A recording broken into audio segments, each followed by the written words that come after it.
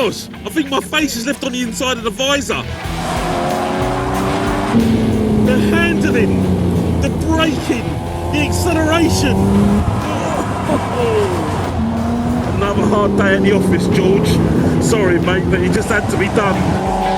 In case anyone's forgotten, this is actually meant to be a business trip. I was asking roughly £2,000 for the engine and box. Right, yeah. Okay.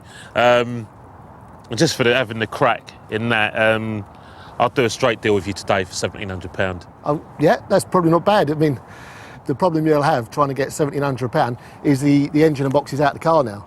So nobody actually truly knows what sort of condition it is. Now you've got a lovely face. I trust you. Thank you very much. Much appreciated. So I obviously trust you, but at the end of the day, to me, it's an unknown commodity. I'm willing to take a punt, but only for about 1,200 quid. You've got no reason to take my word for it, but I can guarantee you this engine is a great runner. And if you put it in your car and it doesn't run properly and you take it out, I'll give you every cent of your money back. Can't ask fairer than that. Yeah? But for that, I do want £1,700. What we normally do, to be honest, we normally buy a complete car and then sell off the bits, and we normally end up with one of these for free. But it takes time and money to do that. Yeah? Right. So that's probably going to be worth about 1,400 quid. Call it £1,600. Well, you know where we're going to meet up here then, didn't you? Where are we going to meet? We're going to meet at 1,500. Cash, right here, in my pocket, ready to go. And who knows, maybe we can come down for another test drive. Yeah, if you guarantee me another test drive, maybe a little something for the weekend. All right. Brilliant. All right, great. Lovely. Thank you very much. Cheers, mate. Top man. 1,500 quid is what Sheldon paid for the M3, and that deal puts the Beamer in profit. Back at the yard, buoyed by his findings online, Frankie is keen to get started on a major sales push. I've just been doing a bit of research on the old, all that. You've been using a computer? I've had a go. I don't believe it. Yeah, Research? Yeah. Wow. Pull the other one. I've had a look at these doors, and they're worth a few quid. Right. 3,500 nicker each, complete. But as ever, nothing's simple when Frankie's involved. We have got a punter that wants the door cards, Right. minus the doors themselves, OK. for £1.25. Well, that means one thing, that if we detach those door cards from those doors, it devalues those doors. So what do you want to do then, Ben? Well, I'll tell you what, door cards are always a little bit tricky to get off without damaging. So if I take the doors off first, make it easier to get the door cards off, and then you can flog whatever you like in whatever order you like for whatever amount of cash you like. So is that a yes or a no? Right, Ben? Yeah. I'll tell you what, I really like that motor. I know Ben's got his sort of little bit of reservations, but when you get in that motor, you can see a bit of luxury. It's just written all over it. And it's a tasteful motor. Some of the fixtures in the interior and all that game, magnificent. As far as I'm concerned, I thought we bought a nice little golden nugget. With the door cards removed, Frankie decides money in the hand is better than waiting around for a big payday. Ever the salesman, he persuades his phone buyer to take the wooden heater panel as well and banks 140 quid. It's the third and final day of dismantling. Having raced into profit with their engine sale, George and Sheldon want to get further into the black by cashing in on the M3's luxurious leather seats. Shell, where do you want to put these? I'll stick him over here. Grab that. Got it? Tell you what, those seats, when they do something, they do over-engineer them. They're built to like... They are well built, aren't they? It's like these windscreen pillars. You know, there's like 3 layers of steel in there. Really? Like, you know, like the rollover bars? Yeah. This is a front, you know, you won't budge that. Despite the Beamer's build quality, Sheldon's not exactly inundated with punters for the seats. All right, mate. Thanks very much. Yeah, bye now. But there is interest in the less-than-perfect rear subframe. There's a few people watching it. No, you don't have to give me a deposit. If you want it and you give me your word, I'll give you my word that I won't sell it to anybody else. One rear subframe removed in the nick of time. To coincide with the arrival of Victor. My name is Victor. I come down here today to looking to buy a E36 M3 subframe for a car that I am rebuilding. Well, Victor, this is the axle. As I told you, it had a slight A slight distortion. Slight distortion. You can say that. Now I can see it's a bit worse than I would say. I originally thought. I mean, it looks to me like you got a couple bent lower arms as well. There and there. Unfortunately, we got a bit more damage than we thought. I don't know. I'm still interested in it. If you're willing to give us a deal on it, I don't know what you say. £100. I say 125. 125. Nah, it's too rich for me. Too You know, rich you thing still- that I got to replace. You've still got a drive shaft. You've got two. Well, you've got two drive shafts. I know it's popped out, but you can still sort that out. That one is also knackered, actually. I'm going to end up having to pay you by the looks of things. I think so. Don't look anymore. Don't look anymore. All right, we'll say £100. I'll close my eyes. Yeah, well, all right. You're saying £100. Let's just say £100 then. Yeah, we'll shake on that. We'll shake with this one, though. Go for it. Go on. Go on. £100 for a rear subframe with more problems than a wildebeest at a crocodile's dinner party represents good business. Across the yard, Frankie's winning streak continues as he deals with an inquiry for the Mercedes SL hardtop It's in good nick. It's in great nick, as it happens. It's in very good nick. and lights.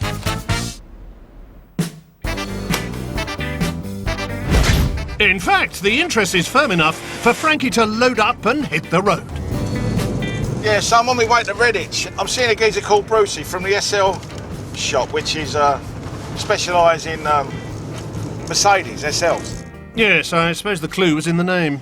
And I've got the roof, the hardtop, and a box of lights. I fancy 2,500 nicker.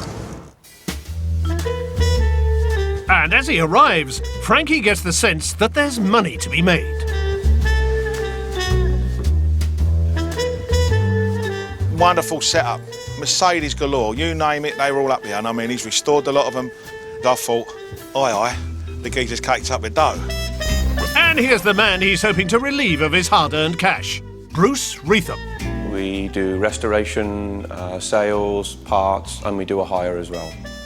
If you were looking to buy a hard top in very nice condition, probably in the region of around £500–600, something which is very sort of rusty on the front and the bottom, in around sort of a couple of £100, something like that. A couple of £100 it'll probably be then. As you can see, it is beautiful. Well, I'm not so sure about that, really. It's quite a lot of rust. A lot of rust. If you look around here, I mean, it's actually broke on there.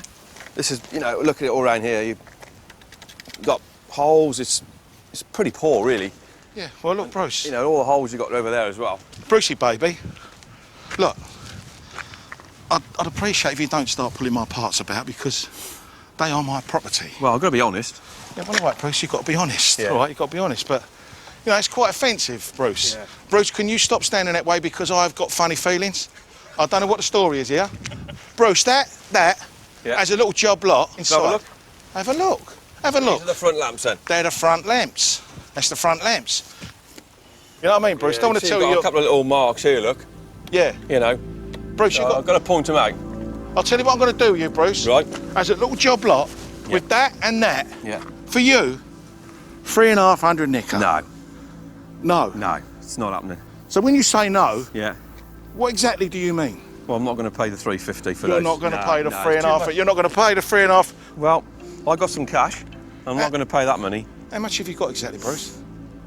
Exactly. What's your budget? I'll pay for those and those. I'll give you 200. You'll give me 200. 200. Yeah, 200. Bruce, if I was to say to you, no, what would you say? No deal. You'd say no deal. No. Well, I'll tell you what I'm going to do, you, Bruce. Yeah. I'm going to let you take them at 200 quid. Right, Bruce? Sure. Yes, and I'll take that money now if you've got it on you. £200 means that the Merc SL is beginning to look like a very shrewd investment. Time will soon be called on the Prestige Car Breaking Challenge. Tasked with making profit from motors that had a list price in excess of 50 grand in today's money, both teams have been racking up the sales.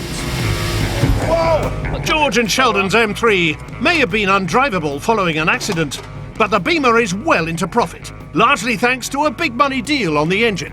Thank you very much. You're a gentleman. After a slow start, Frankie and Ben's Merc has also proved to be a profitable scrapper. Lovely. Thanks very much. But Frankie could do with a big sale to match Sheldon's engine deal. And his luck could be in. Yes, yes. Yeah, oh no, I've got you. I know what you want. I know what you want, don't worry. Frankie's lined up a bulk deal that features doors, bonnet, bumpers, soft top roof and front grille. On reflection, it might have been quicker to say what hasn't been included in the job lot being offered to potential buyer, John. John, thanks for coming down, my son. And I do appreciate it, I do appreciate it. Now, John, listen to me, son. Now, listen to me, look. Have a little glance at that. Have a little glance at that, John. Yeah. And don't, listen. I can see the rust here, yeah. Yeah, no, there's rust on it, John. Yeah. There's rust. Yeah. So how much do you want for the parts? I'm looking for 1,500 nicker, John. 1,500 nicker. It's a bit strong for me, to be It is honest a bit with you. strong, Yeah. John. Yeah. But you are not carrying it in your back pocket, are you? No, you're not. No, you're not. No, I'm thinking more about £1,000, really. You're looking at £1,000. Probably about all as strong as I can get with it, really. John, the thing is, what you're trying to do, John, I've got the feeling you are trying to have me over. No, I think that's a little bit of paranoia on your own half. I'm willing to meet you halfway. Well, what I'm thinking, about £1,100. 1,100 nicker, John. Yeah, it's a lot of money, I know. It ain't that much. So I'm going to say to you, John, I don't know, 1,300 nicker. Yeah, I think that's a very reasonable price. 1,300 nicker. Thank you very much, I'll snatch your You'll hand take off of that. 1,300. Yeah. That 1,300 quid exceeds the original purchase price of the SL. A true game-changing deal for Ben and Frankie. No, John, can I count it? No, John, let me can I count count it? it. Because it's a lot of money, John. No, but it's my money. No, I know, but I want to count it before I hand it to you, and then you can count it all day long. With time up, any unsold parts must be crushed and weighed in for scrap. First up is Sheldon and George's M3. With scrap going at £125 per tonne, a weight of 589 kilos equates to a handy £74. Next up is Ben and Frankie's Merc SL. 612 kilos equates to an extra £76 in the kitty. But is it enough to seal victory? Judging by that new spoiler, you've improved the handling considerably. Nice work. I'll have you know, Ben, that this piece of German engineering has done us proud. Sheldon? You know what? We paid £1,500 for this M3. Total sales, £2,246. Gives us a total profit of £746.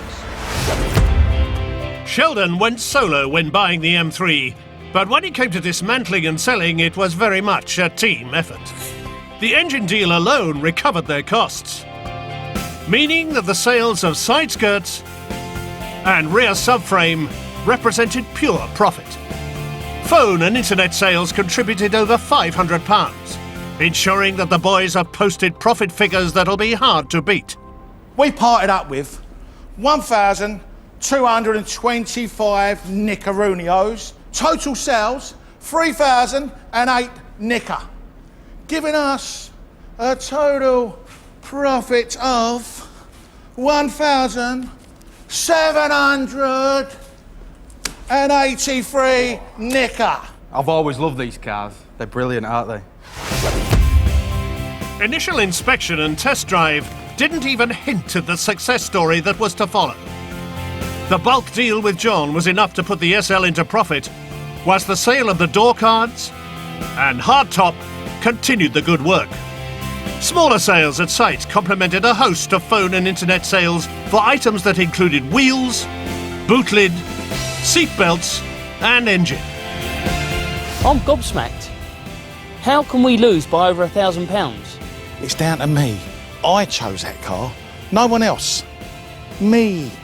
After analysing the data and the spreadsheets and the accounts, I suppose I'm going to have to concede defeat. Well, to paraphrase the great J.R. Ewing, I'm surprised those boys are so bad at losing, given all the experience they've had. Since the making of this programme, all the parts sold have gone on to help a host of other vehicles get back on the road. Denver's dad is delighted with his relays and chrome bits. Nice drive, by the way. Love a bit of block paving.